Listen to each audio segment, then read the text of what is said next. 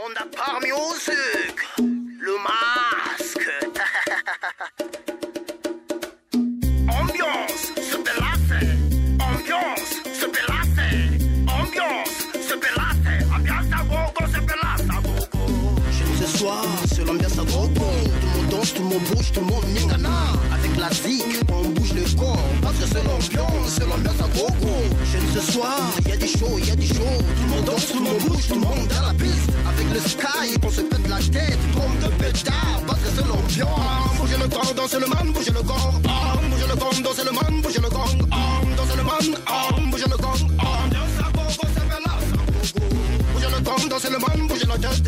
Bougez le bras, bougez la tête, bougez la hanche. Bougez le man, bougez le corps. Ambiance à gogo, c'est pélasse à gogo.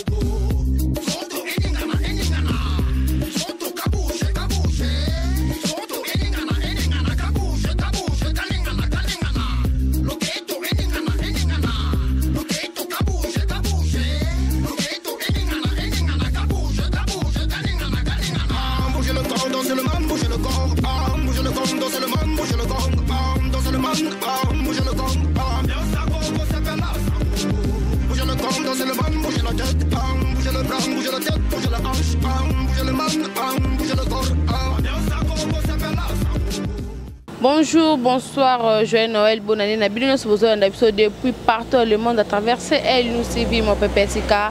Merci na confiance na toso continuer toujours ko pesa biso a toza na commune ya Bandalungwa nolo ya maison communale pembeni ya basinga courant bana bandal bayebi place tozali musika pété na salon Regina na basa banzete mon côté basala mo bambisi donc malgré tout bloc et koufa mais koto et pesaka bandal goum sous kandi ezalaka to ko seulement mukena Charlie Prince Ozali moko ya pandisango chroniqueur ya musique tout ça analyse par rapport bilan plutôt ya 2017 année où eleki ndenge nini pona ye na so pesa déjà mbote. Bonjour Charlie.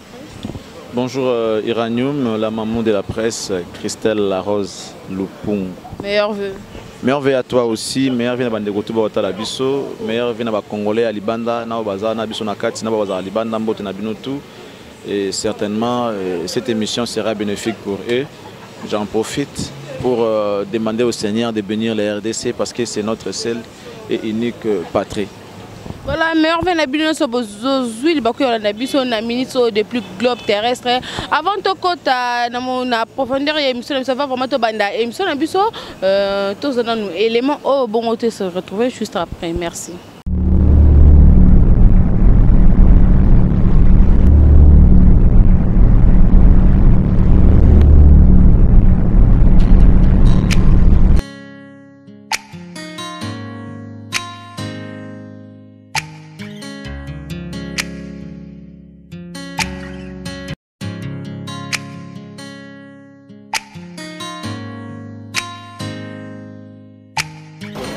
Maman, on va nous rester ma boîte quoi?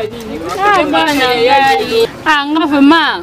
Nazomona batata mosi na bino makamba osala bazwi charge ya mariage yango papa bino ndinga sundolanga na bino kata na boti bino na basi aboyi na eko yebisanga bazosala makambo bango moko bonga na kende kuna na okeku kosala nini ba mibala lelo bakomi na bango ba esquiver kokosaka na bango basi olobelo maloba kitoko na banzembo makambo ebele libala ya solo fotu na kapa nzambe vraiment répondre na kokende te na kende pona ni tata na bino azapi ya tata na yema pardon maman botika ngana va na ngai natikala sa mobali na boy na ngai ye mwana ngana bili mobali ya kobala ye atiki ye sa mobali na boy.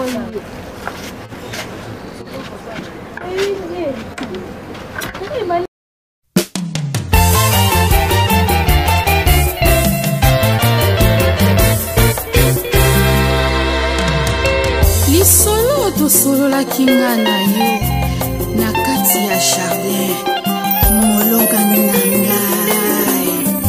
Oh, voici les hommes de Dieu sont venus pour honorer notre mariage. Oh, molongani, I love you, Dad.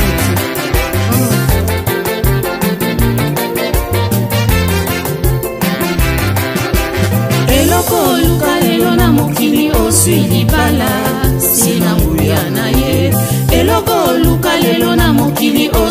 libala se na nguya na ye.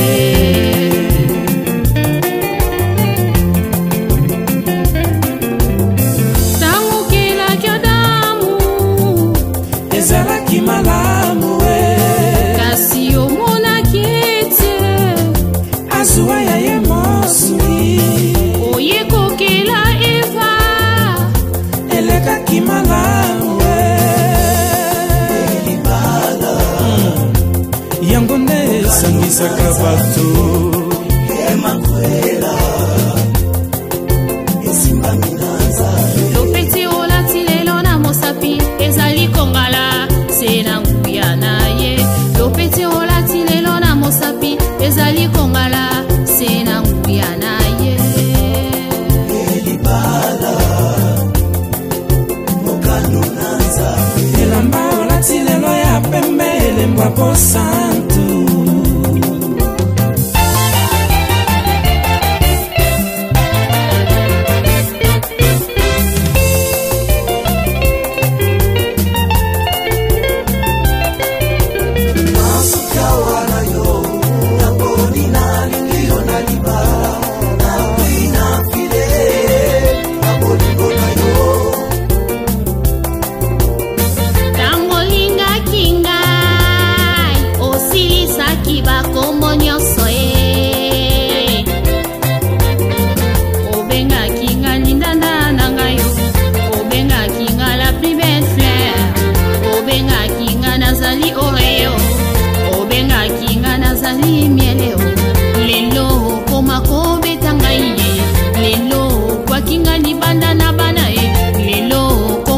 Siva boningo molonga ni nangae zombe kuta makambo ya libala ye. No kaka bolingo nde sangisaka bato mwasi ya malamu akomikitisaka ye lokola mwasi ya masese ayebi 4 coin ya ndako. Mwasi ya malamu atosaka babokilo na yeo. Mwasi ya malamu alingaka basemeki na yeo. C'est nene na frère Abilio oh yanzaki Abilio Pasteur Samba na Sœur Elisa atozangi libala talela na yo Nzambe atozangi libala talela na yo Nzambe ataseli belati nzoto talela na yo mobali libala lokola vase wakamaki libanda bamonaki yango eza ya pamba asuka wala yo nakondi na lingio na libala na kuina file na bolingo na yo. Pasteur Simon na Machili Pasteur Ricky na yananga mami oh ya Berta na ya Nzuzi Frère Makonza na Sœur Pauline salela kontima na yo atabatoli osangili bala yo petu na yo kokoka talela na yo molonga ni talela na yo molinga mina kuya talela na yo Nzambe na biso kopesi ya libala ezali Nzambe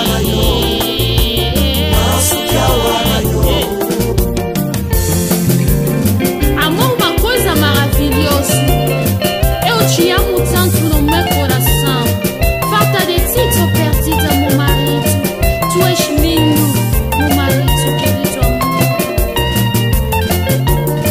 amor une chose agréable mon mari wana bouti koyoka loyembo kitoko ya sœur na biso Marina Kinanga depuis Allemagne na ba marié nyonso donc na ba o basi ba bala na ba o bazo bala en tout cas vraiment boyoka nzembo libala wana et ça ka bien merci na bino nyonso merci à toi Papi Nzola Meso propriété privée merci na yo merci à Billy Kulu maman Mokonzi CP à zone depuis Suède merci à Pedro Pembele depuis Finlande Chico Mouchetou, merci non, merci à Junior Boukson Boukassa, un bon tonton à Katabasouet, Azo Landapé émission Oyo, Tozo Salana, Charlie Prince, bilan, il y a année 2017 pour et les Kakindeni, 2017 Ezaki, année Moko, Mboutou Makambo Ezaki et Belé, na côté média, na côté musique, na côté Pemamboka.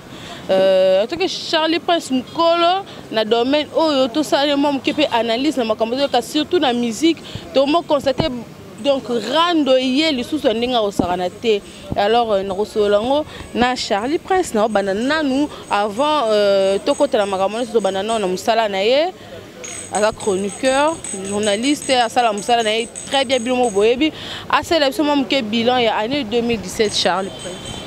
Bon, Christelle, personnellement, bilan il y a année 2017, pour moi, je dirais que dans l'ensemble, c'est négatif. Dans l'ensemble, je dirais c'est négatif parce que on n'a rien produit de spécial. On n'a rien produit de spécial, d'autant plus que notre domaine est la culture. Culture en haut, branche oyo et marchara mingi mingi otoyebi za musique. Alors ceux qui musique en haut est en baisse. Ceux qui musique en haut zaka na ba insanité, musique en zaka na médiocrité, zaka na légèreté. Biso se retraiter matière ni. Kaka ya légèreté na médiocrité na buzoba. Donc voilà pourquoi je dis que le bilan est vraiment négatif parce que en 2017, on a remarqué que la musique connaît très baisse na yango. Bah plus privilèges, ils ont valorisé les à côté, ça veut dire makambo zangatina, makambo ya koswanaka, conflit, crash et tout. Mais alors que clash on est malangwe l'autre.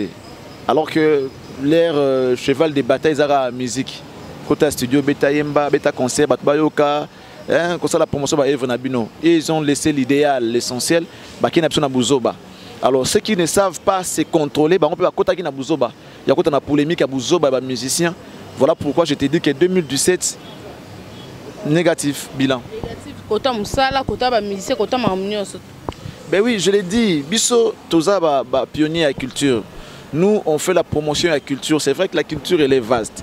Mais branche oyo, yebi et marche. Na branche surtout la culture comme le théâtre, la peinture, sculpture, nous yebi. Oyo marche chaka, oyo ils ont représenté biso valablement Liban, se faire parler de yango, la musique. Et comment nous sommes des chroniqueurs de musique, alors que nous sommes des chroniqueurs culturels. Vous comprenez? Donc comment les chroniqueurs de musique, alors que les matières à traiter, il n'y a pas que la musique, il y a aussi la peinture. Ça fait partie de la culture, c'est de l'art. On peut parler. Chroniqueur, il y a culturel, on dit, c'est plonger à la musique, théâtre, écoute, négligeant. Non mais parce que je dirais comme acteur, il y a un domaine sous la culture, baza aptitude, baza disons, excusez-moi pour le terme, vivanté na musala. Donc plus les musiciens ne babundaka pour na valoriser art na bango. Yango loko za na facilité wana ya ko sala ba recherche, ko sala promotion na bango, se faire parler d'eux, tout ça. Yango comment le voir nous traitons que la musique. Au monde, on a bisiko bon. Surtout que na aspect on a chroniqueur de musique, on n'a rien foutu cette année parce que musique s'est transformée na buzoba et s'est transformée na koswana, et s'est transformée na médiocrité. Yango monique na que bilan a été largement négatif parce qu'on n'a rien produit. Aucune grande salle cette année, aucun album, il y a sens. Cette année, je parle de 2017, parce qu'il y a des albums qui sont sortis précédemment, 2016, tout ça. Aucun album, oh, le lot est accroché. Bon, on est en train de voir, on a fait fond à Karmapa, on a fait à Karmapa et avec Caligula. On essaie d'abord d'écouter, d'auditionner le parole, le texte, mais dès l'entrée de jeu, à Télébiso Caligula, qui est d'ailleurs le titre phare de son album, bon, je ne sais pas. Mais s'il faut définir Caligula, je l'ai dit précédemment dans certaines émissions, Caligula fut un empereur romain des siècles passés qui n'avait que de mauvaises habitudes, qui ne savait pas vivre avec les gens, qui étaient invivables, qui étaient donc, ça dit plus que Satan. On a donc ce gars illustré à sa manière étant artiste. Moi je dis bravo. C'est juste pour interpeller ceux-là qui se comportent comme ça, parce que lui, il n'est plus. Et personne ne pouvait vivre avec Caligula. Il avait son expression qui disait qu'il me haïsse pourvu qu'il me craigne. Tu vois, selon lui, ça veut dire que tu as la degré à Bomoto, Bonyama, ça c'est Bonyama. Ce que comment vivre c'est qu'il faut côté Nazamba. Donc moi je félicite l'artiste. Vous félicitez l'artiste par rapport à Mboa Kewana parce que Ndenga Mbi Kaligula wana batu mingi bazo acquise parce que Basaradena Randona na Koffi Olomide. Moi je ne vais pas rentrer dans ces côtés-là, je ne vois pas. Bino bolinga baemba moi sinanga oza kitoko moi sinanga simekoli moi sinanga tolo bomba wana boza à l'aise. Mais quand on parle de choses sérieuses, quand on ramène des gens à l'ordre, quand on veut réglementer les choses, on veut restructurer les choses, on veut que les gens changent leur mentalité, là vous n'êtes pas là. Je me suis fait beaucoup d'ennemis cette année, moi, personnellement. Je me suis fait beaucoup d'ennemis cette année. Alors ces ennemis, ce sont les fanatiques des artistes et musiciens. Entre autres, quand on critique la façon de faire, la manière de raisonner, de réfléchir des artistes, certains artistes, non, on le fait parce que nous avons des enfants. Ces gens-là, une foule immense derrière Bango, que ce soit en idéologie. Ces gens-là sont charismatiques, capables de ramener, ça dit bon, on a défini charisme. C'est être capable de ramener quelqu'un à ton idéologie. Ça veut dire, ils sont comme ça les artistes. Alors, imagine que guide, on ne peut pas être conduit par les aveugles. Non. Que les gens qui nous conduisent,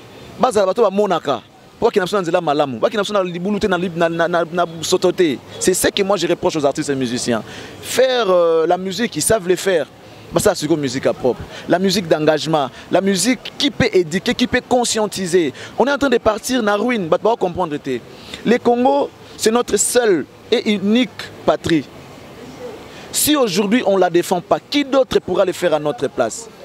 Quand je dis ça, les gens se disent, il se prend pour qui celui-là? Non. Ça commence comme ça. Mais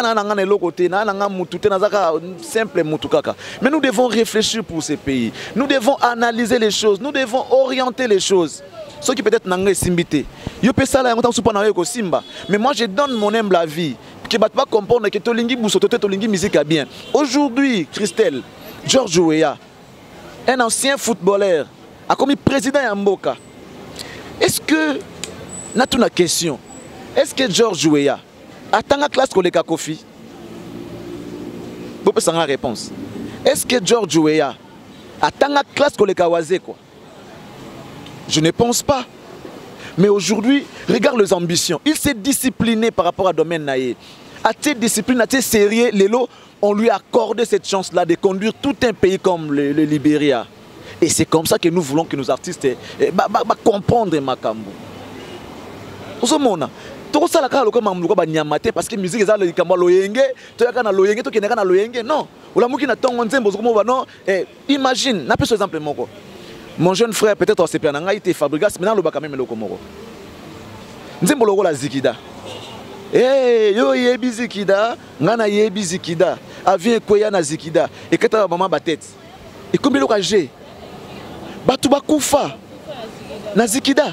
Il y a des gens qui ont perdu leurs êtres chers. Bino commissaire G. Il y a le roi na Rwanda, bah génocide les Ghana na Rwanda. Et comme le roi le Kamoa Oseka Osaka Nango. Est-ce que tu imagines quel pays? Oh ok, il fallait normalement chaque date wana mboka est célébrer bato bakenda. Ba ke place wana ba déposer ba fleur net mona ba mboka ba paya. Le gouvernement organise chaque date là et comme le la mois jour moko férié où les gens peuvent aller là-bas pour na kokanisa bato yo bakenda kotika ba fleur ici ka wana et comme place moko symbole et comme place moko historique que nous avons perdu des êtres chers. Des enfants qui sont restés orphelins aujourd'hui. À cause de l'Ikambouana, avion et ça la crash wana et boma batou. Bah comment ça la honte Kambouaje, bomo bin na l'avion. Avion koya na Zikida et quand maman ba tête likola matungulu. Ça veut dire tu peux imaginer dans quel pays nous sommes, Christelle. Olel na tongo, ça dit mon contrôleur a été. Olobi bêtise ba betelo maboko. Et les autorités dansent.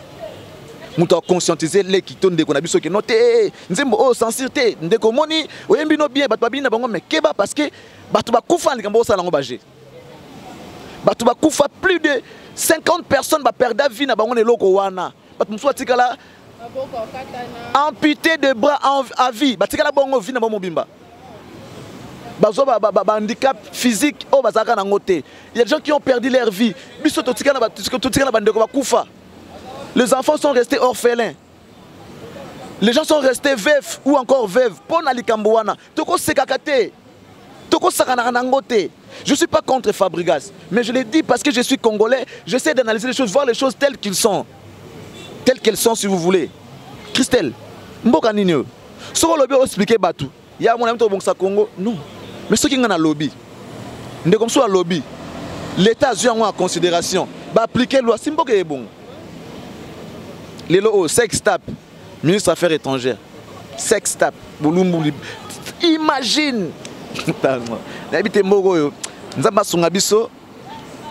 Je l'ai dit encore une fois, je ne suis pas le plus intelligent. Non.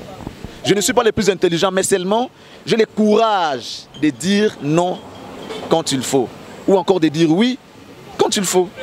Charlie Prince, tu as un bilan en 2017, affaire sextap, na né o régné makasi donc na ba domaine tout to que le côté ba pasteur, côté ba chroniqueuse, côté ba chroniqueur, côté ba politicien donc partout sextap.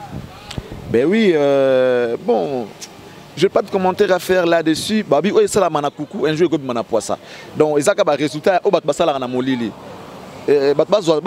Prendre ma sérieux.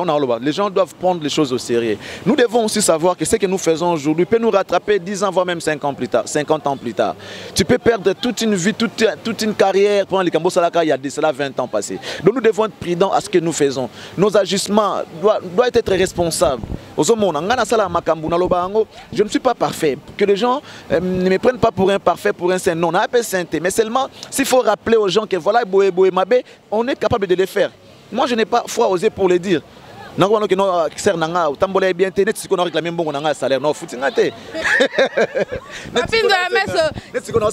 Prince salaire, j'ai travaillé. Boss a foutu ngate. Bonne année, là où je travaille, on ne m'a pas encore payé. Siko, t'as la personne comme Siko coincé. Au moins, on a bien artiste mongondé, ni presse. Bana fois les fêter bonne année. Tant que Siko y a opé sanga. N'a commis captif. N'a commis à la merci naïe. Voilà, parce que Moussala n'a pas incapable de opé sanga même gratification. Pour nous foutre un bon, on a laissé ça, on a foutu ngate. Bonne année, on a balianine. Faut qu'on commence à senga ta poto tameng batangola. Non. Tu revends d'abord Nzamba yebi. Vous comprenez? Je n'ai rien. Nzamba yebi. N'a aucun éco-sengate parce que tu sais, hein, les gens comme nous, on a des camarades de BLT. Les gens comme nous qui disent la vérité des fois, qui disent des choses telles qu'elles sont. Batbalinga biso mingité. N'a pas no senga na sengi pa mutu sunga a pia ote ba faire tout ça dans les logo te. Mais moi je ne fais pas na sala ngote pour na eloko. Na peine logo te mais seulement na ligne de gars qui makambo za la bien. Ce qui peut-être pour nanga imoko ko changer te na préféré na bandanano. Le reste Dieu seul sait. Comment la mboka na biso. Na ba mboka mususu. Ba futi ba journaliste, ba futi batu ba sala misala. Il y a que chez nous. Il y a un peu de condamnation baninga basala abuzo bana pété. Neti siko akoko supporter mpia kata baniko benga benga. Na regeta elo moko. Tu siko esala nga passe. Na sala elo moko na regeta ngo, je préfère le dire aujourd'hui. Mouton siga zali excuser ngai. Vraiment je l'ai dit avec des larmes aux yeux. Christelle, tu me connais il y a longtemps. Depuis longtemps. On est amis, on est frères et sœurs depuis longtemps. Tu connais façon à Vivaka. J'étais coincé un jour dans les Cameroun, j'étais désespéré. To solinan de gomoro, ils ont les réseaux sociaux, to bengan to sololi. Asoye nanga tellement bien na moni ndeko. Siko na ki na situation mo fa na régler yango. Na ça la formation mo management, je devais finir la session nanga pour na la collation.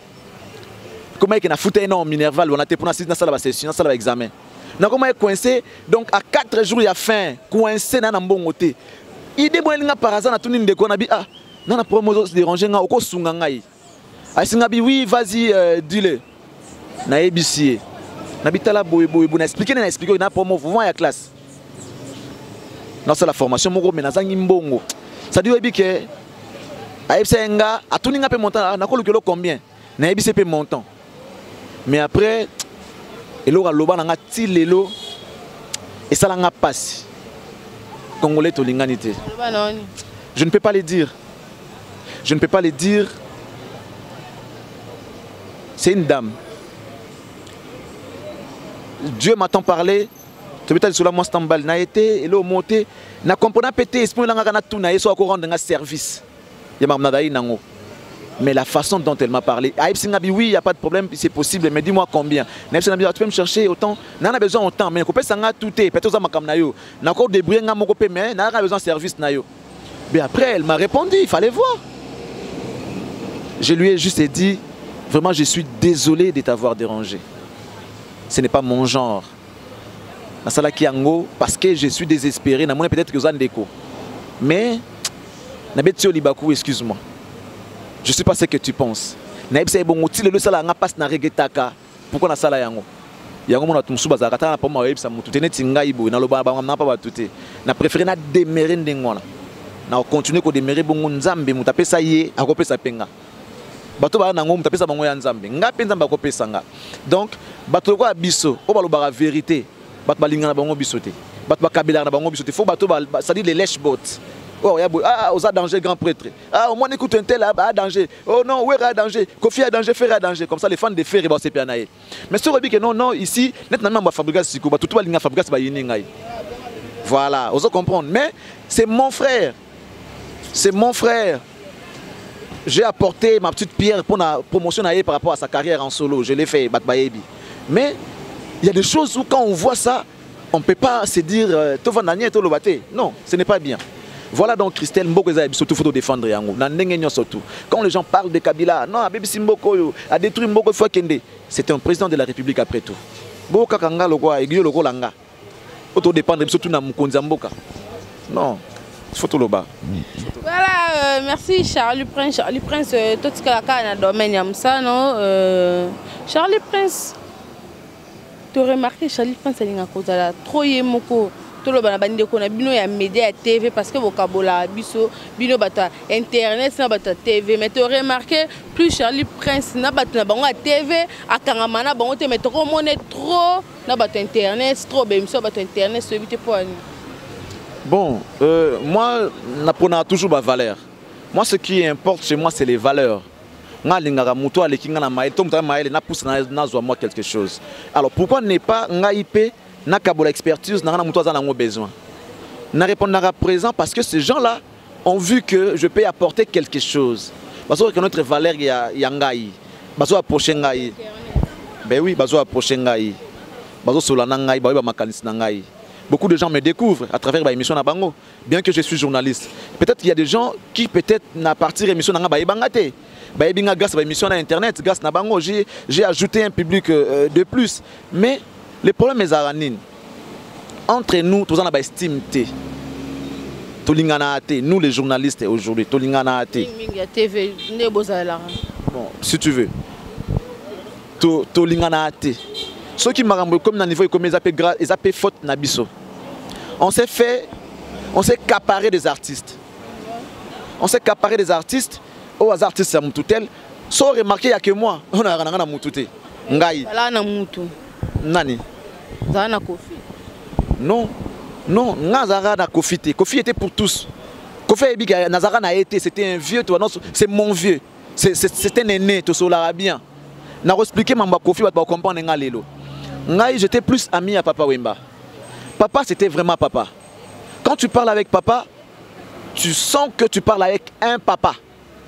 Et en commençant par son comportement, il a ses côtés gens. Beaucoup vont en aller 1000 fois à Tindaoti, vu le respect de la valeur.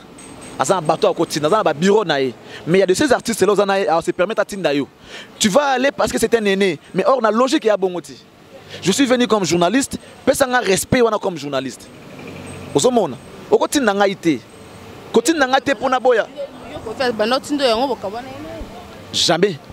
Jamais à quoi ça l'a pas à ça l'a pas n'en eh, à ça l'a pas n'en n'a ce qui n'a peut-être tous à moi bah divergence ou bien bah différence bah différent n'a pas musicien c'est parce que moi j'ai ma ligne de conduite.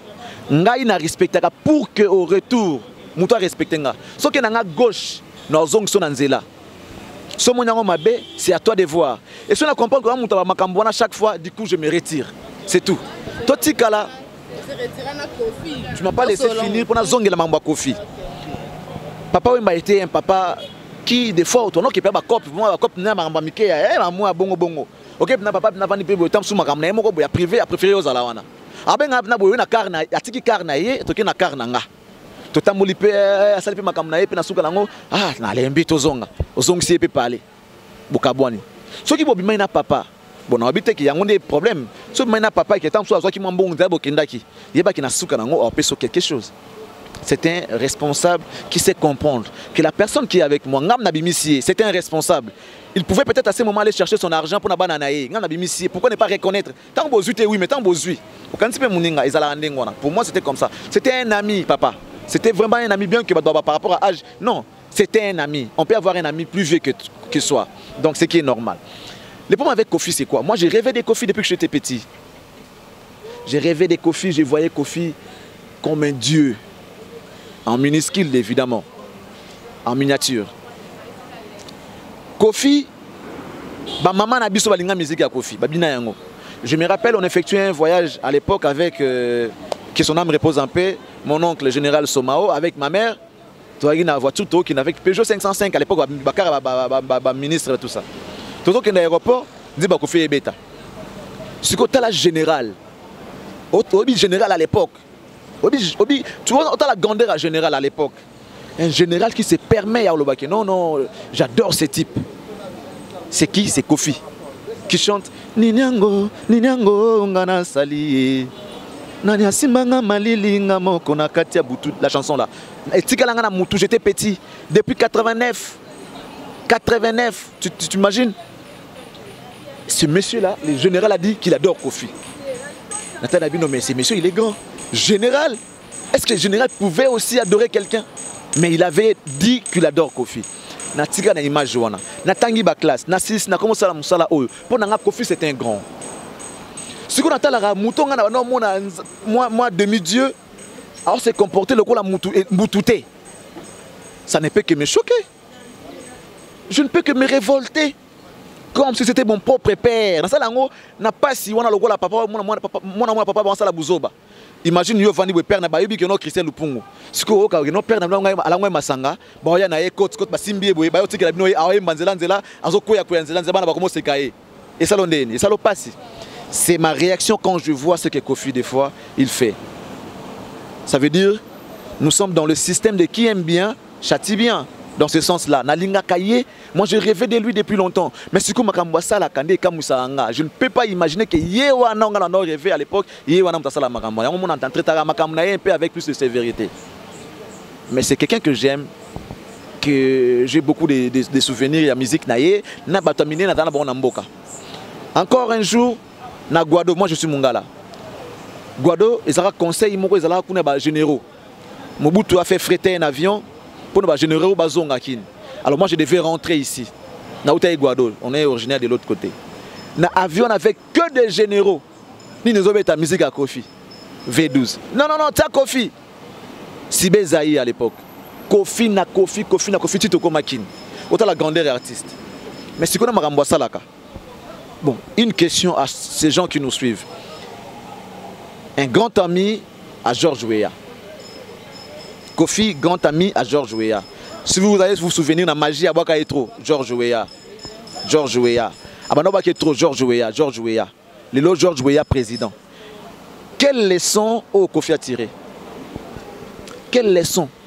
Regardez comment le monde entier a pleuré Papa Wemba. Est-ce que Papa Wemba savait qu'il était grand comme ça? Je ne pense pas. Ce qui n'y est pas, Yebaka.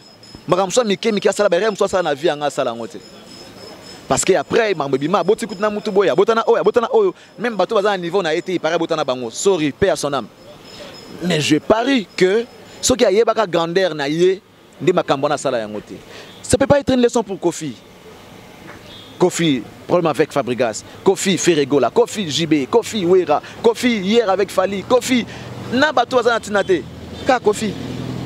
Le problème na petit na to petit na ndenga âge na musique baza master parce que balingi soute ko benga bango ba petit alors on a baleki na chez nous ne to benga na loyenge sous d'autres cieux so sala ka métier moko na mukolo abanda yango kala ezaka na acheter ceux qui ont expérience ya métier par rapport à yo babenga ba cher aîné neti biso faut benga biso ba cher aîné parce que biso mto sala nzela bino bolanda lelo c'est pareil avec Kofi c'est lui qui balise les chemins lelo oyo batu ba musu balandi batu bakwa ka don chacho c'est Kofi Olomide tozali na rumba ya rumba chacho vous comprenez a chacholiser rumba et puis ça nzela batu balanda lelo comme le taboulé l'ont fait avec Odemba tout ça vous comprenez il y a pas traçant nzela na aider ceux qui détend na yewana rumba na yewana chacho a sali nzela eza école ce qu'il faut que makambu na ye et que ndenge mona bomoto na ye il doit lier l'utile à l'agréable na kana problème na ye ata mukete problème na ta mukete mais ba propos non dernièrement récemment a boto za problème na Ferrego là par rapport à mambo tous les cas mais ba propos Charlie Prince nga na tanga ba commentaire malgré na mba kote na tanga ba commentaire ba émission au sala ba tumi ba satakara na Charlie Prince ni na Kofi yo boy na Kofi yo boy na Kofi yo satakara trop na Kofi non mais na émission justement na expliquer si je suis sévère et ça par rapport à l'image que je garde dans ma tête pour cet homme. C'est par rapport à l'image qu'il a, par rapport à sa grandeur.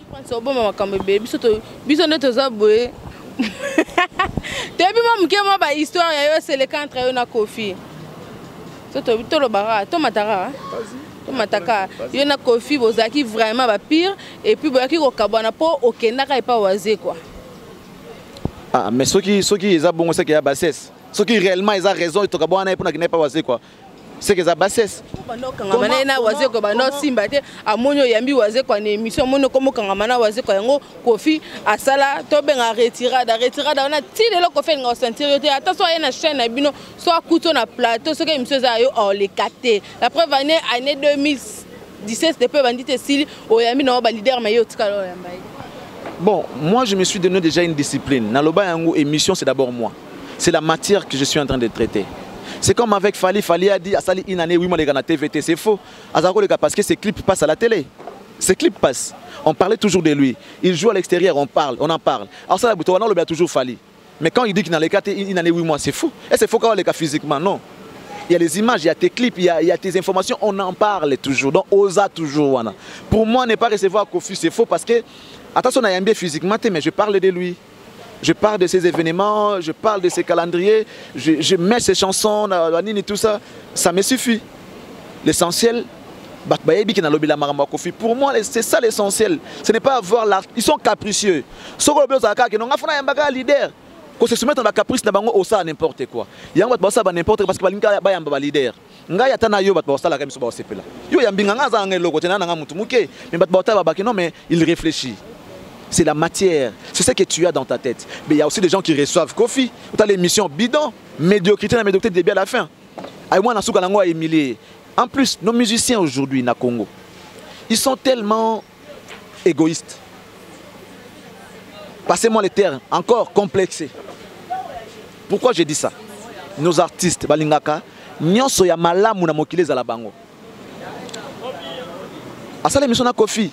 Qui est le plus beau? Ah, Kofi le kina kitoko quoi. Abima est bien. Na la bien. Kofi la bien. Na za maele. Kofi le kina maele. C'est ça que les bango balingaka. Qui bat pas mon ba remarquer bongo. Ba remarquer que c'est lui qui domine, c'est l'artiste. Le mieux vêtu, c'est l'artiste. Le plus beau, c'est l'artiste. Celui qui parle bien, artiste. Ah, Wanda Goya. Mais ce que Monique, garçon wana, nakola ta bien kolekaye. Nakoza la kitoko kolekaye. Mais na maele peut-être toko bunda na maele aoyane peut-être pas aoligane peut-être msoute. Ou bien ça dit que non, il va me poser des questions sans complexe. Aobang aoboya. Baba lingaka yep na bondeni otunanga otunanga otunanga te. Ah papa. T'es qui? Voilà, c'est ça. T'es qui? C'est moi qui prépare l'émission.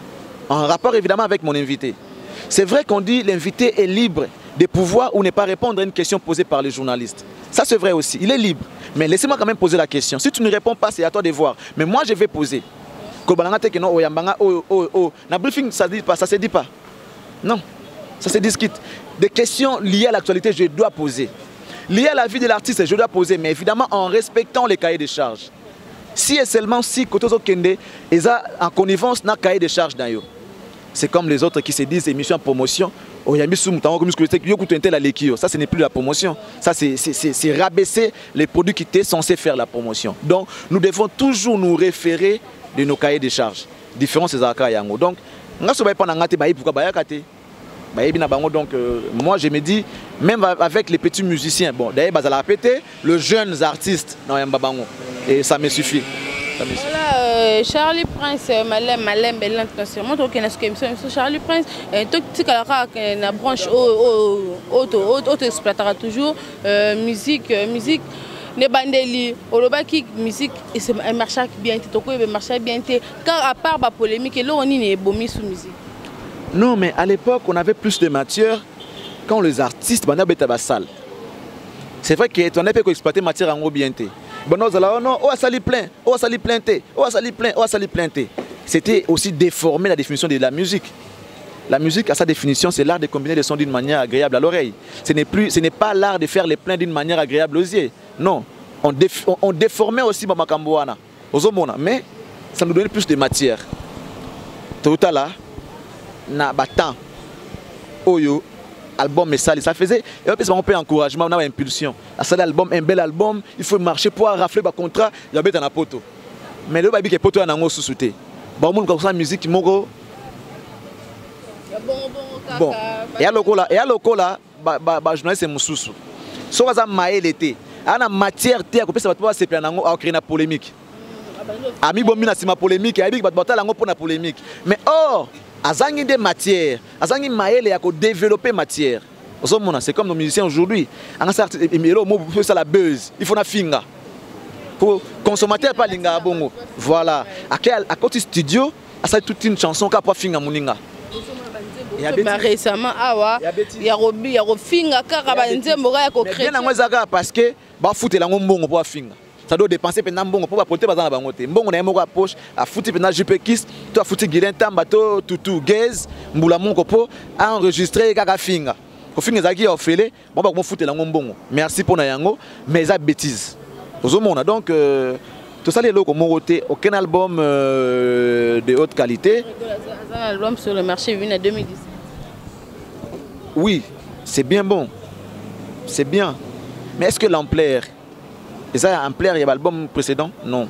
Parce qu'aujourd'hui, s'il faut le dire, la politique a pris une grande place dans Mambamboka. Tout le monde a focalisé dans la politique.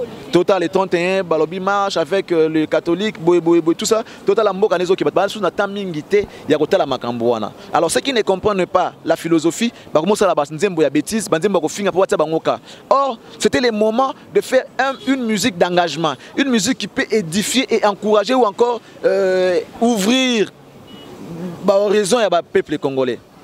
La musique, la Kidou Basala, la musique à révolution. Monsieur le Président, est-ce que tu peux augmenter le salaire des fonctionnaires? Monsieur le Président, il parle.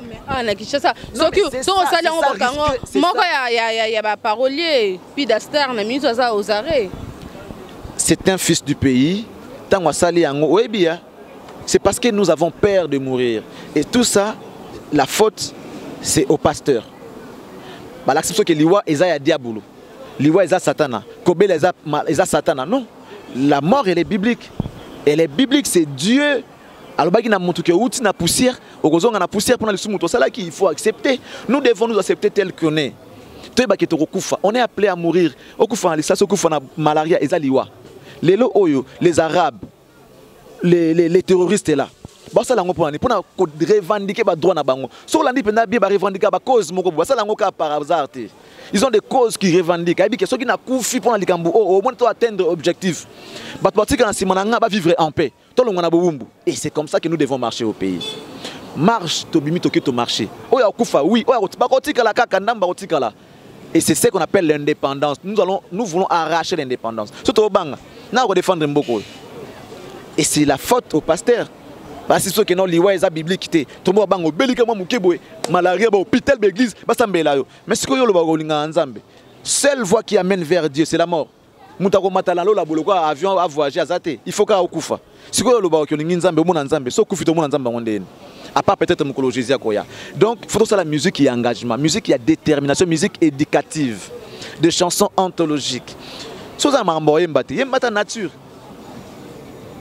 Yemba ta nature. Concert ebetami belé to soto ke côté héritier watana be na 2017 ba concert belé ba Olympia Nile ba production belé na Kinshasa fait 37 production pour l'année 2017. Bravo à lui. Mais il y a aussi un problème. Bravo Naïe. Mais nous devons tous avoir ce qu'on appelle objectif. Nous devons tailler et tracer et tailler le chemin. Quel est son objectif? Quelle vision il a pour cette musique? Il va faire... Il est jeune, il a l'intelligence, il a ce qu'on appelle les dynamismes. Quelle vision il y a dans la musique? Il faut comprendre. Si aujourd'hui les gens disent qu'il fallait a déraillé, il fallait à perdre des repères. Trophée Belé, Roi King, bon, c'est bien bon, mais nous devons garder nos repères. Il faut garder nos repères Nabiso. C'est important. Moi je demanderais à Héritier d'avoir une vision. S'il a une vision un jour, soit c'est bien, mais un jour à atteindre l'objectif naé. Abetara concert TK pour Nakobeta, Olympia Nile, États-Unis Nile, tout ça, c'est bien bon, félicitations frère. Mais objectif, vision, c'est quoi pour notre musique? Les lois ont fait à leur manière. Taboulay, ils ont amené notre musique un peu plus loin. Il a été les premiers Africains à jouer à l'Olympia. C'est déjà bon. C'est comme ça que s'il faut parler de l'Olympia, Combat Congo et Tikanakat. Les premiers 6 Africains noirs, je ne sais pas si Africains de jouer à l'Olympia, c'était Taboulay. Avec quelle musique? La rumba. Bon, père de repères, Poani. Vous avez peur de quoi?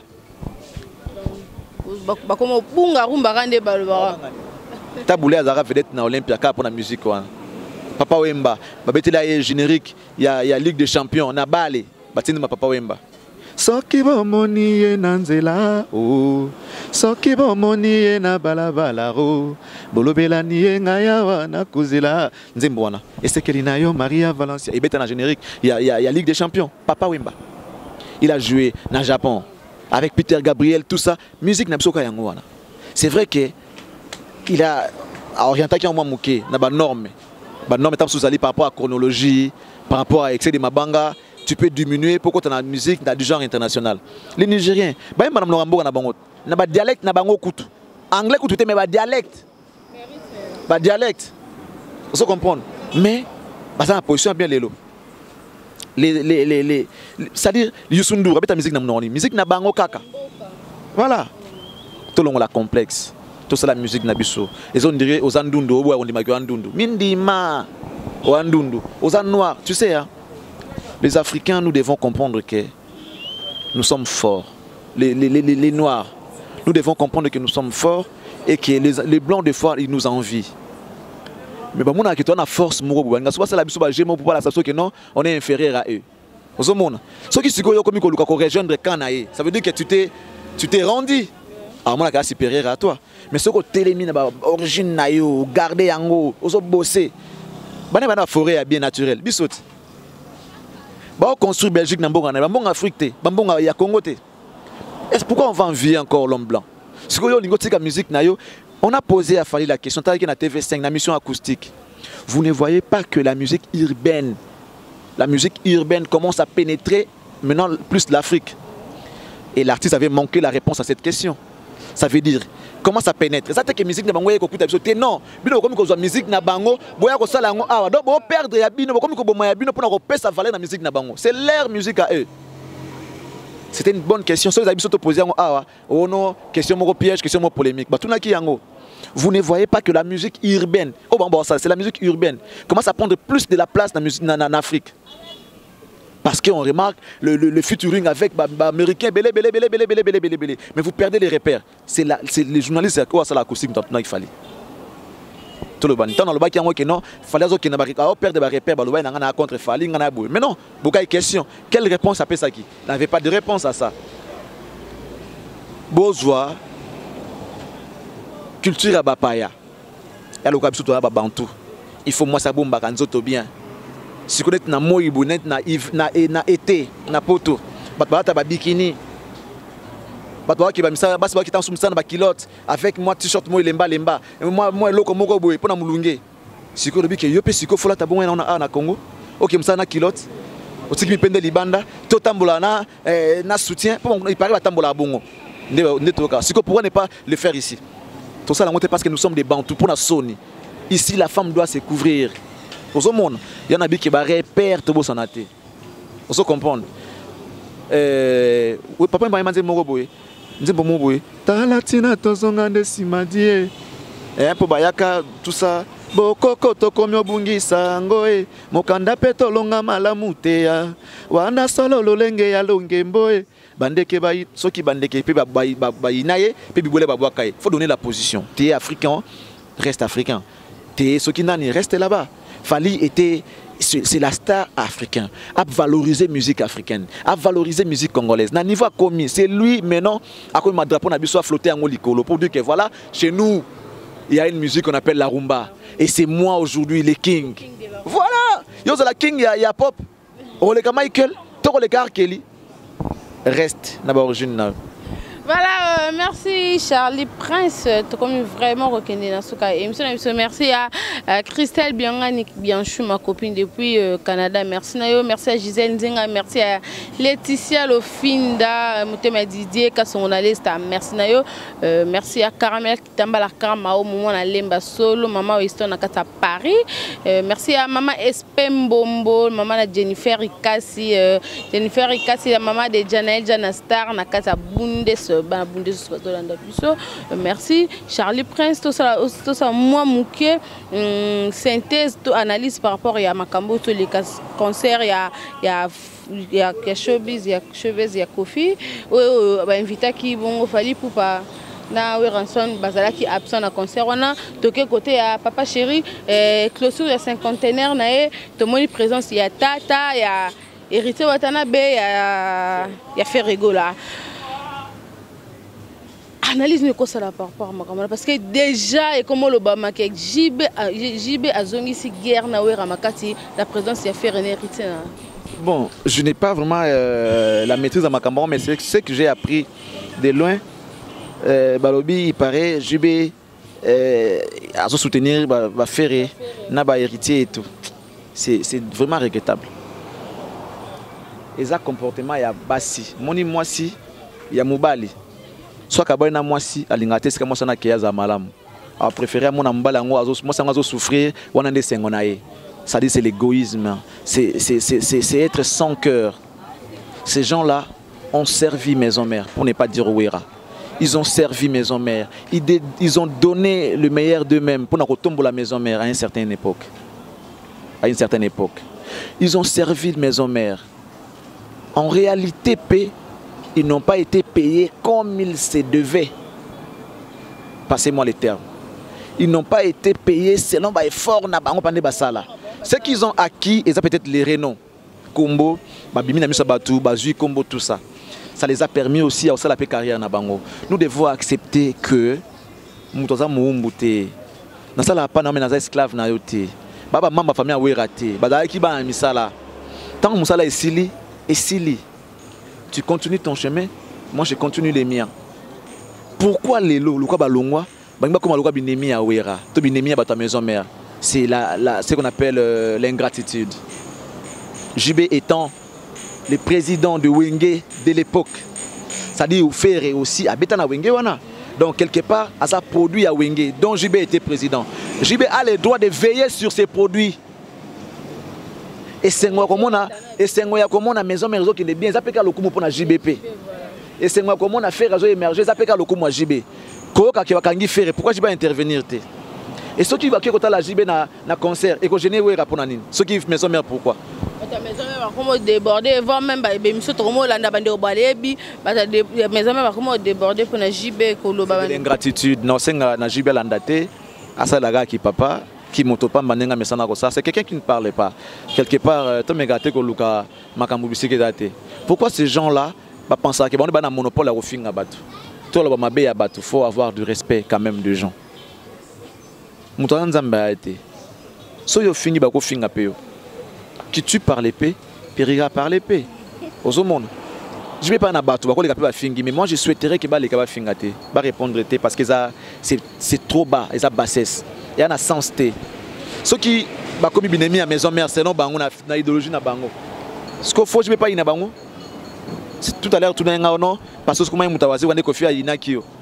Ennemi nayo, c'est vrai, logiquement, l'ennemi de mon ennemi, c'est mon ennemi, l'ami de mon ami, c'est mon ami, mais la logique, on les a les Arabes. Tu as des makamnayo, des raisons qui ont fait que boy quand on a mutuana. Ce qui est dans tout ça bientôt, ça va bien. Je dois savoir seulement que avec lui, n'habite makamnayo, avec toi, n'habite makamnayo. C'est fini. On a otage à mututé, captif à mututé. Je suis journaliste. Et voilà, je reste au milieu du village. Donc pour moi, c'est vraiment c'est trop bas, c'est la bassesse. Pour Kofi Ewera, Kofi a fait les premiers pas. Voilà, encore une fois, j'ai lu l'acte que Kofi a posé à sa l'invitation à Ewera pour faire la paix, en quelque sorte. Il y a un accrochage à Mike et le monsieur a voulu faire la paix, a bien un concert. Ce qui Ewera qui disputé, il a nécessairement dire à Kofi que non, on a tenté na royauté, soit que comme il a aimé la mongo, parce que j'ai vu dans les réseaux sociaux ça là qu'il est très. Pendant la Kofi qui a disputé avec l'engagement qu'il a pris avec les gouvernements, ce que moi je n'encourage peut-être pas. Moi au Congo, on a besoin d'élections. C'est la stade, stade. On a été troisième dans l'échiquier africain. Quand on a stade Mazembe vient d'être champion de la confédération. Quand on a stade, on a été champion de la Chan. Donc côté sport, on devait regarder les côtés qui ne marchaient pas. Et c'est les élections. Ceux qui vont conseiller. Si oui, il avait des bons conseillers, Bangaba savait que non, ce qu'on soutenir le gouvernement comme tu veux le faire, et à la mingi au bêtis recette qui n'a côté il y a CENI pour nous financer parce que Congo dans les élections, ils ont balété. Bah la élection alternance ça la mambo que ils ont conduit sika to paiement, tout ce que makambo to paiement. Peut-être que ça pouvait aussi arranger côté na bango artiste. Parce que il y a diaspora babini balinga raté parce que ils ont soutenu le régime en place. Peut-être que si nous continuons à s'y cailler, ça sera bénéfique pour eux. Pourquoi ne pas penser à cela? Financer les élections vite, vite. Et ça, pour moi, ils ont comme et ça, la combien de temps dans ce monde, on a soutenu ça stade. On n'a pas besoin de ça. Moi, personnellement, c'est sans impact, c'est un non-événement. Beaucoup de gens m'ont insulté, j'encaisse. C'est le chemin que j'ai choisi. Dieu merci, il y a quelqu'un qui m'a lapidé. Yo, tout ça, libanga. Dieu merci, je me suis déplacé vite. Ils ont attendu la voiture, ils ont pare-brise nangati. Voilà, c'était la chance que j'avais eue. Mais bon, Aya qui concerne à Kofite, ce que je n'ai pas aimé, grandeur, c'est aussi le respect des autres. C'est aussi le respect de l'engagement, le respect de la parole. Qu'on doit l'être et on a publié dans les réseaux sociaux. Et comme M. Mounene, que nous avons un concert à été. Non, c'est Eza bassesse. Il y a des choses qui se traitent en coulisses. Est-ce que cet artiste peut se permettre de passer des moments avec sa femme et de prendre des publier sur les réseaux sociaux? Je ne pense pas. Le respect des autres, c'est aussi la grandeur d'esprit. Tant qu'on répondait à Kofi, ceux qui n'est pas Kofi, et pourquoi il y a des réseaux sociaux? Ils ont bassesse. Donc les artistes doivent. Nous avons beaucoup de choses à faire et à restructurer dans ces pays. Au monde, Akoli, boss, patron, mais au fond de lui et l'Okayate. La musique, c'est un don. Il y a peu qui sont intelligents dans la musique. Il y a peu qui sont intelligents. Mais ils ont acquis les dons venant de Dieu, venant du Seigneur. Il y a un bazar au bazali, et chance et sourire, mais en réalité, au bazar maïle, mais il y a des dons, mais il orientant peut-être, c'est servi dans peut-être sous ma baie. Il y a un musique qui est mboutou. Voilà. Voilà, merci. Là, c'était Charlie Prince, journaliste, chroniqueur, analyste, mamnios, candidat, comme vraiment émission d'habitude. Alors, Charlie Prince, vraiment basé tant à Bango et Rolanda, parce que Balandara, n'abi qui est au finga, peu finga qui, parce que il rate en angote, il y a aucun ça peut pas comme ici, mingi peut pas comme ça parce que la réponse non. Bato ba finga abiso. Bango pe lisusu bakoti si buzo ba mingi na makambo ya makambo oyo ya mboka na biso. Les sextapes, les nini c'est eux. Les lots, s'il faut enregistrer, nous avons plus de 200 ou 300 chroniqueurs. Tout chroniqueurs et internet. Oh, to yebi la plupart batangi clasté. Batangi même pas classe. Mais bino bo doté bango de matériel. Bo tinde la bango bilamba, bo tinde la bango bambongo, bo tinde la bango ba moyen. Pour passer la bouzo ba ça la wana. Mais bino bo sepela nango bo nango, c'est une bonne détente pour vous, mais vous détruisez les pays. Bo tiga ko finga biso quand on analyse tout ça. Bo finga kate parce que vous êtes à la base ya makambo salama. Vous êtes à la base. Vous ne soutenez pas des valeurs. Vous soutenez Mamakambo na tinate, bassesse, légèreté. Bato ya osala rango ya basi nabino, obenge na poto. Ake poto ka pona buzo baza osala. Atik mabe ene libanda, azo finga batu, afinga parent batu, aibi éthique na déontologie te. Mutandenga obenge na poto comme commissaire moi sinayo. Pendant que était à qui notin de la mbongo afuta ndako zola ndako ka pona musala buzo ba changer ndeni. Azo effort ko sala te. Pour ça loko ngai ba olinga ete. So ça loko mami lela ba olinga ete. Faut ça loko la ye donc buzoba na buzoba. Abana ekaka eve na ngana nyo ale abanu ba ko mabanga ya buzoba. Azo finga bato azo bwaka yo. Yo tindele ba mbongo, o tindele ba matériel, o tindele zo futer les mêmes ndako. Ya mibali bazui basika na buzoba basala rawana. Ce que vous finir la bisonine. Netinga bo finga nga pourquoi? Parce que moi j'analyse et ça la nga passe pour na mboka na ngeki na okufa. Il y a un autre oh pour il y a encore des gens qui réfléchissent. Mboka na biso balingi ba jeune ba pesa bango chance té. Ta na politique na ceinture wana ba ministre que de vieux. Or c'était les moments ya ko ça l'alternance. Pour pesa ba jeune parce que l'avenir aux appartenir à la jeunesse. Ils sont toujours là avec des mêmes idéologies. Oh ici technologie ont évolué banka la idéologie akala. Bako avancer mboko ya avancer ndeni. C'est lui qui dirige la SNEL, Moutakala par exemple. À la technologie alors que technologie s'est avancée. On a dirigé tam sous Miba, Moutaka, ça dit jeune baté. Or c'était les moments batia jeune, batia vieux tam sous directeur comme conseiller, à conseiller jeune, à orienter jeune, on a en fait avoir expérience.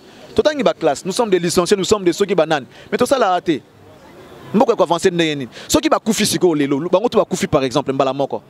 To reconnaître moment moko boya transition ya ko lukato zo expérience. Et aussi la chute n'amboka. Mais or c'était les moments où associer ba jeune, ba zo pas expérience, ba yeba ko sala musala. Nous avons l'intelligence, nous avons étudié. Mais l'expérience on n'en a pas. Tous on pas banane, pas vionaté. Mais ka bango. A comme il a 70 ans, à ça na bureau ene ko nimba directeur cabinet sala musala, secrétaire sala musala souka nango, il touche de l'argent ministre. Les conseillers des chefs d'État, que de vieux. Alors que makambo évolué, ba jeune ba na makambo na maboko. Ba zo conseiller mon quantité. Parce que le vieux monde qui a koufa na lobby to s'éterniser na pouvoir les actions na longa ba mona koufi mbala moko so mona ba ko ndima mokoza longwande si c'était un jeune atala ka venir ya moulayi aba mo continuer nini à la lure vont les choses tika parce qu'il est jeune atala ka na venir mais le vieux là il va mourir demain ou après demain qu'est-ce qu'il va dire au chef de l'État papa sans yo mo bulto lembi na totondi na yo te zala awa alors que mboka zo souffrir yazo lia pa koufa nango ya lo kwanze malutumbati moto na bolenge alinga sa l'économie asobanza mukolo akoma mubange ta ko mubange a changé boule abi c'est qu'on a détruit autour na sala nga moko poso na kufi ko tikala. C'est comme ça que les gens là vivent avec nous, le vieux là na modir bango nyos. Voilà, merci Charlie Prince, ça est fini pour aujourd'hui. Bandeko vraiment Basile beaucoup ya Rolanda yo, na petit message nous a en haut pour na bango et surtout de tout ça vraiment la fin de l'année. Moi ba meilleur vœu à 2-3 personnes et plutôt qu'à vous. Meilleur vœu à toutes et à tous. Après ça ne bino balard surtout les balard na bango te meto le mbappé ça musala otana lo bango pe ba pesa rande te ba Rolanda ba pesa raté. Ah ba jeune ba ya ba salté c'était ba bongi. Votre internet ba ya ki amona bango ka bongo bongo me ba comme bato ba pesa rande tinga vraiment na yese bino ba pesa raté nga ba pesa nga. Ba comme bien. Ce que ba tika osala buzo bandeni parce que buzo bana bango ezo futa. On ne change pas l'équipe qui gagne, dit-on. Si il y a ça la buzoba, ils ont foutu. Alors bon ça on est, on connaît la buzoba de plus en plus davantage. Pour éviter on est une gangam, espèce en gamba, espèce en gabo. Bisous on a absolument pas tout qui dans tout droit. Pas si potos joie. Il y a on a bimbo na bande tout batalinga on va reconnaître Charlie Prince. Un jour, l'histoire vous rappellera. L'histoire vous rappellera. L'histoire retiendra qu'il y avait un journaliste engagé qui n'avait pas foi aux yeux pour dire vrai ou faux, oui ou non. Tolemba ko sala ngote na lo bana bandeko balinga banalise na ngai mukona ko kweya poussez-moi, si je tombe relevez-moi, si j'abandonne lâchez-moi. C'est une lutte qu'on s'est engagé. Je ne suis pas politicien mais je peux analyser ce que je vois. C'est mon pays, j'ai intérêt à redéfendre Yango et puis à battre la Yango. Donc tout ce qui voudra peut-être, tous ceux qui voudront peut-être détruire ces pays, je suis analyste scientifique culturel. Et donc, je suis là. À chaque fois que vous avez besoin de moi, appelez-moi, je vais venir, on va analyser, on va essayer un peu d'orienter certaines choses. Donc, merci Nabino, tout, meilleurs vœux à vous tous et surtout bonne année. Que Dieu vous protège encore davantage. Mais tant que pour construire Mboko. C'est comme Paul Panda Farnana qui a été le premier étudiant noir à étudier à l'étranger. C'était un Congolais aussi. Tant que Azumaele. Ailleurs en Mboka, il y a une usine, une école. École pour transmettre ce qu'il a appris là-bas. Usine pour exercer ce qu'il aurait appris à ses frères. Mais Congolais étant Zoba, Babomae. C'était du Congo central, Babomae. Et l'histoire n'en parle plus. Mboka Msuba Lobela, Paul Panda Farnana. Mais Mboka Nabiso, Babo Sanaï. Comment on peut vivre un peuple qui ne retient même pas, qui ne reconnaît pas ses pères? Le père de l'histoire, les gens qui ont tracé les chemins pour toujours dans les lobos reconnaître Bangote, tous à la bénité. Nous devons reconnaître les valeurs de nos pères, de nos pères, de Simon Kimbangu, les Lumumba, les Paul Panda Farnana et autres. Donc, vive la RDC, que Dieu vous bénisse et que Dieu bénisse la RDC. C'est notre pays. On n'a que ça comme patrie, on n'a que ça comme pays. On voit ce qui se passe ici, on voit comment on meurt de faim, on voit comment on est à la rue, on voit comment on souffre. Tout ça, tout fout à mater. Nos enfants tombent malades, et il n'y a que chez nous que lorsqu'on est malade, on y va à l'hôpital, lorsque tu envoies l'enfant à l'école, on lui demande de l'argent avant qu'il ait l'accès dans sa salle de classe, alors qu'on n'est pas payé. C'est malheureux, mais Dieu se lèvera un jour et le Congo va connaître son développement, son vrai développement. Merci à tous. Merci Charlie Prince, merci Nabino Noso. Bozui Libakou ya Kolanda biso à travers CL News TV, merci Globe Teresa Mumba. Ba merve bonne année Nabi ke ba tous bazwa Libakou Kolanda émission on a 2017 parce que comme Nasuka ba tous peut Kolanda on a 2018 parce que tout ça déjà à départ donc 2 jours avant Tokota année 2018.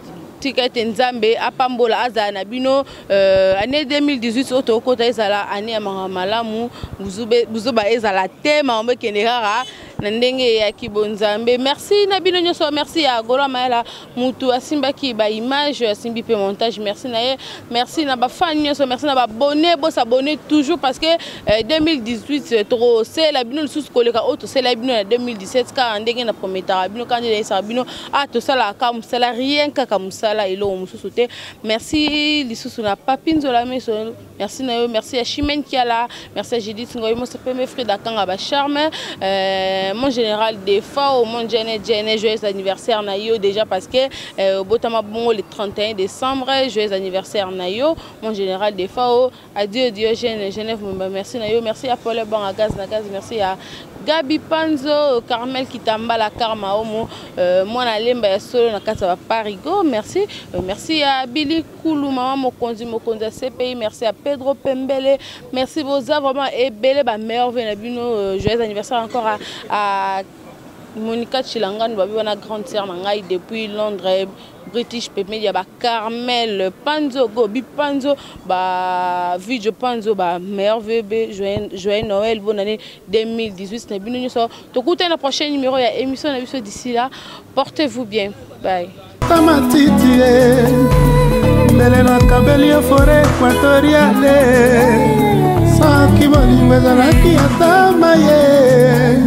Mbele na sambeli ata fleuve ya Congo Chérie eske yo kokoka kotanga nombre ya litrage oeza na fleuve ya RDC impossible insalamable eza bolingo eloko mosusu te eza bolingo didukalala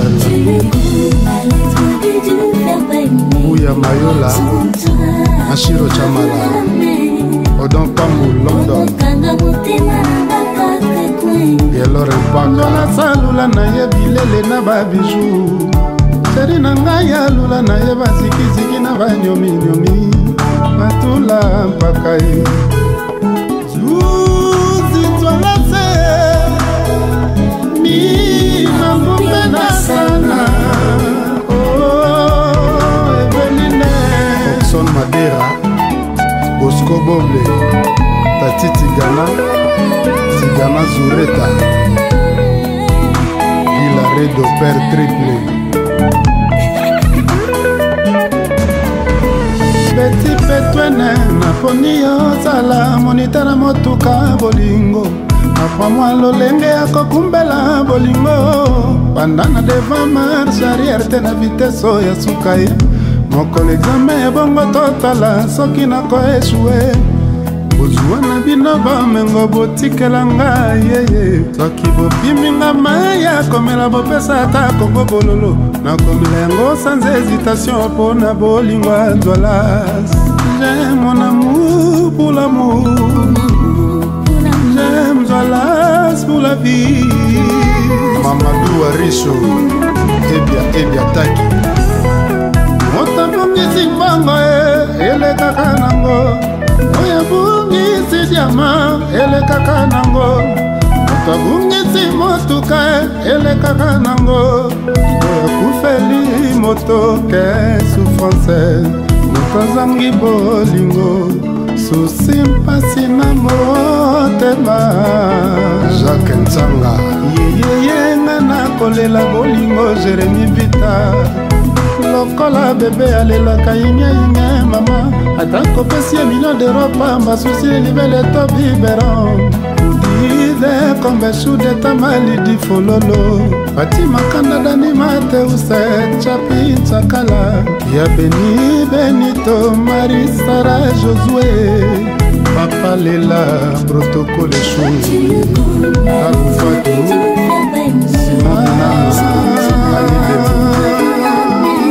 Nadimela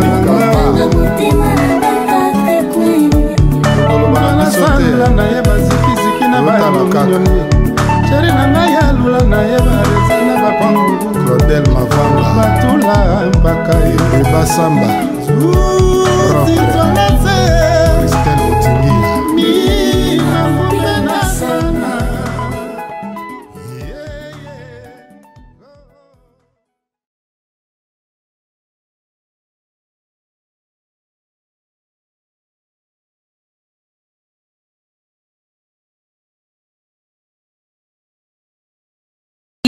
Sita Munene, Sita Gaïa, bana Paris, bana Londres, bana Afrique, bana partout. Bolanda CL News TV, Sita ma copine Christelle, Sita Munene quoi.